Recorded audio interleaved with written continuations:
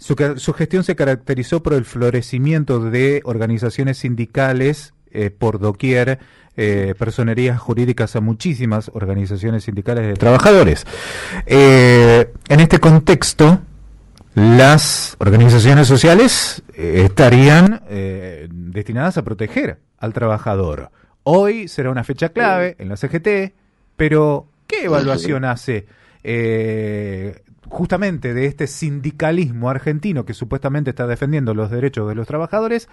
Sin embargo, no hay un pronunciamiento verdaderamente constitutivo de el sindicalismo argentino.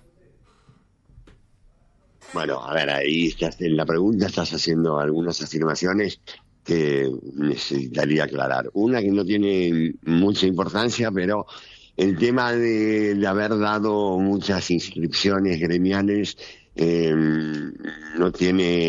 no debería tener un rasgo no habitual, porque es lo que establece la Constitución Nacional. La Constitución Nacional dice que al simple pedido de un colectivo de trabajadores, se debe otorgar lo que se llama la inscripción gremial, ¿sí? Después exige otros requisitos para la personería gremial.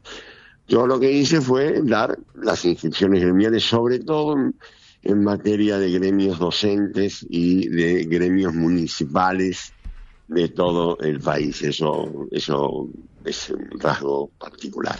Bueno, pero la pregunta que vos hacías, y en realidad es una pregunta que está presente, es el rol del movimiento obrero en estos tiempos. A ver, empezó siendo quien se movilizó y presentó una cautelar para frenar la aplicación del DNU 70, que es una verdadera reforma constitucional hecha por un decreto, y logró que se dejara sin efecto el capítulo cuarto, que es todo el capítulo laboral, tanto en primera instancia como en segunda instancia, con un fallo vinculado con la inconstitucionalidad de regular por DNU, sin haber ninguna necesidad ni urgencia, la cuestión laboral en la Argentina. Luego hizo un paro general y orgánicamente acompañó todas las movilizaciones que hubo al comienzo del gobierno de Milei. Hasta ahí, digamos que cumplió con eso que decías, ¿no? De generar actos y actitudes en defensa de los derechos de los trabajadores. Luego entró en un periodo donde no tuvo manifestaciones expresas, pero hay que recordar que era un momento muy particular, era un momento donde bajaba la inflación, Y te quiero decir algo porque te voy a dar la razón en algún sentido, pero la verdad que la actitud de la sociedad con respecto al movimiento obrero es muy de gata flora, ¿no? Claro, porque también si yo traslado... Cuando hace paros, le termino la frase, perdón. Sí. Cuando hace paros, los cuestionan, no se puede ir a trabajar, son una máquina de impedir. Las mismas personas que después, a la semana siguiente, reclaman por qué no están defendiendo en la calle. No, bueno, muchachos, es muy difícil establecer los momentos donde la sociedad está dispuesta a acompañar un paro. Porque un paro general, porque paros y movilizaciones ha habido muchos en estos tiempos, muchos. Yo diría tantos como barbaridades ha cometido el gobierno en materia laboral. O sea que en ese sentido, individualmente los sindicatos han estado presentes. Ahora, hacer un paro general es otra historia, ¿no? Claro. Tiene otro contenido, es muy difícil. En el mundo, yo casi les diría que salvo a veces en Francia, casi no hay paros generales. Claro, sí, sí, sí. Igualmente lo que le ocurre a la CGT, y que lo puedo decir, yo no tengo nada con la CGT en particular, no tengo vínculo, pero sí sé cómo están en muchos sindicatos los trabajadores que tienen mucho miedo. Igualmente, miedo, literalmente. Me permito reflexionar que el 40% de los trabajadores podría haber votado por Milei en las últimas elecciones. Sí, por supuesto. Cuando se llegan a esos números, perfora la representación seguramente de algunos sectores de trabajadores. Eso no sería, digamos, óbice para que frente a un paro general se parara todo. Lo que pasa es que parar todo lo que es realmente un paro general requiere muchas cosas, muchos elementos de contexto, pero también mucha organización y mucho compromiso.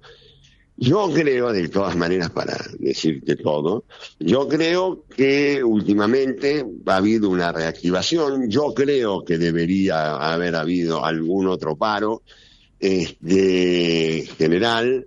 Creo que, por todo lo que he podido leer, básicamente ya se ha expresado tanto el representante de la CGT en el Consejo de Mayo en contra de aceptar cualquier tipo de reforma sin consulta, y la CGT, la saliente, en la que hoy sería renovada, ya se ha expresado en contra, absolutamente en contra. Tomada, usted dijo que no es el momento adecuado para tratar una reforma laboral. ¿Por qué razón?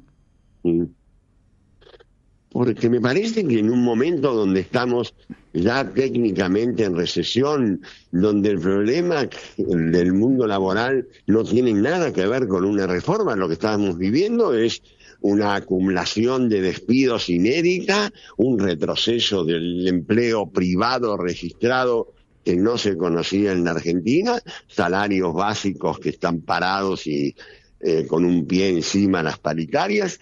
La verdad que como preocupación y como problemas del mundo del trabajo, esta reforma no tiene nada que ver, digamos.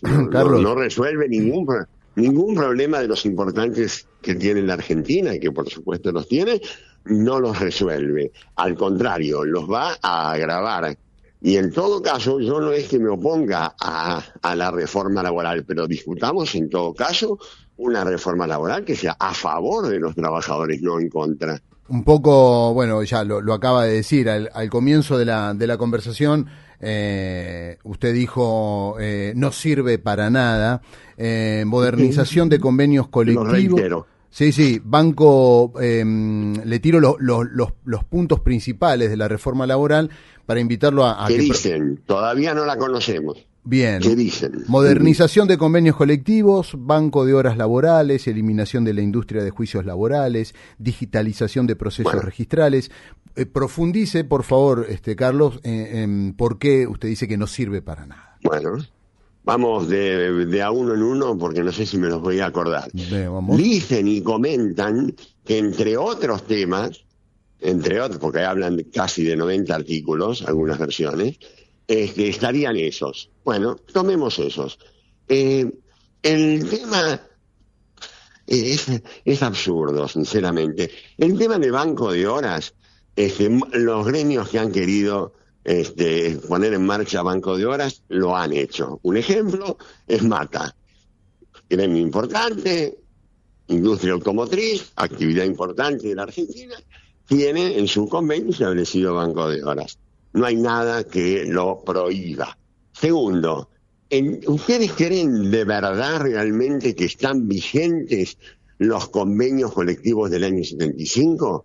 ¿Ustedes creen que alguna empresa o algún comercio podría funcionar si estuvieran vigentes los convenios del 75? Es imposible. Los convenios del 75 se han ido actualizando.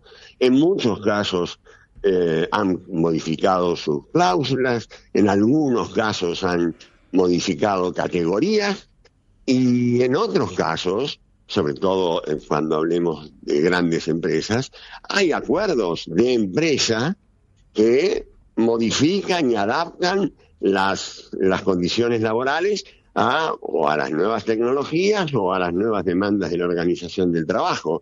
Lo que quieren es otra cosa, lo que quieren es desmontar el sistema de convenios colectivos en la Argentina, terminar con los convenios colectivos de actividad, cosa que es una aberración, ¿sí? Una aberración, y poner en marcha convenios colectivos por empresa. Digo que es una aberración porque en los países donde tienen convenios colectivos de empresa son prácticamente no tienen sindicalismo, porque es muy difícil establecer convenios colectivos de empresa. Lo que puede haber es convenio colectivo de actividad, que es como el estatuto, ¿no? La norma que regula esa actividad, y después, por encima de eso, cada empresa, sobre todo si es grande, establece sus condiciones, sus salarios. ¿Qué es lo que pasa en la Argentina? Establece su forma de organizar el trabajo. ¿O ustedes creen que Techin se regula realmente, o Siderca se regula por el convenio colectivo 260/75? Respecto a la industria de juicios laborales... Lo que pasa es que tienen otros objetivos. No están diciendo los verdaderos objetivos. Los objetivos son otros. Entonces, ponen los artículos, la gente no entiende demasiado, lamentablemente, y cree que realmente esta reforma va a ser favorable a ellos y va a ser absolutamente contraria. Tomada, esta reforma, ¿cree que puede tocar la parte del trabajo informal? Hay mucha gente en negro, hay mucho trabajo en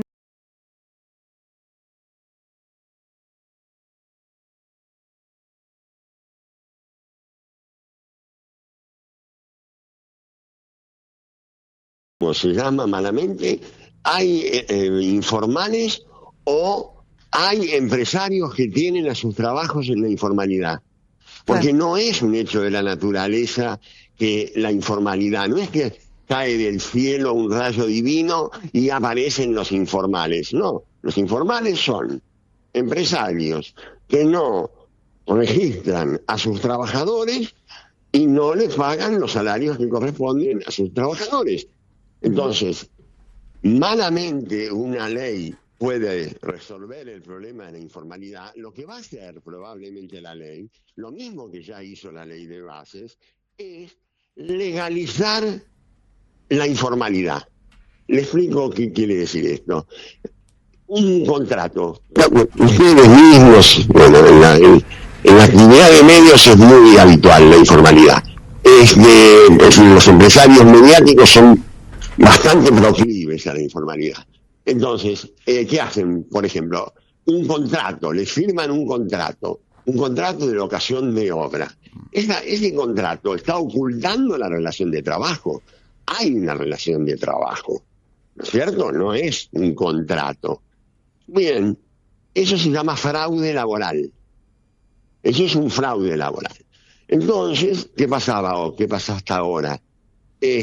Un trabajador, generalmente no cuando está trabajando, porque se corre el riesgo que lo despidan, pero una vez que lo despidan va y denuncia que estuvo sometido a un fraude laboral.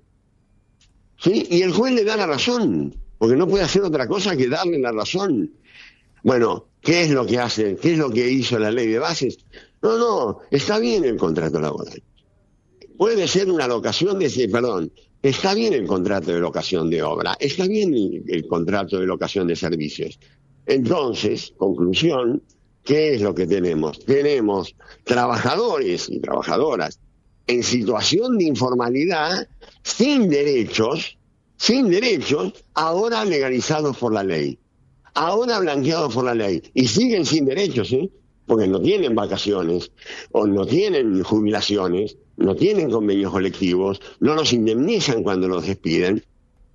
Eso es la informalidad. Ahora, tomada en una economía sostenida por el empleo pyme, porque el 65% del empleo formal privado es sostenido por las pymes.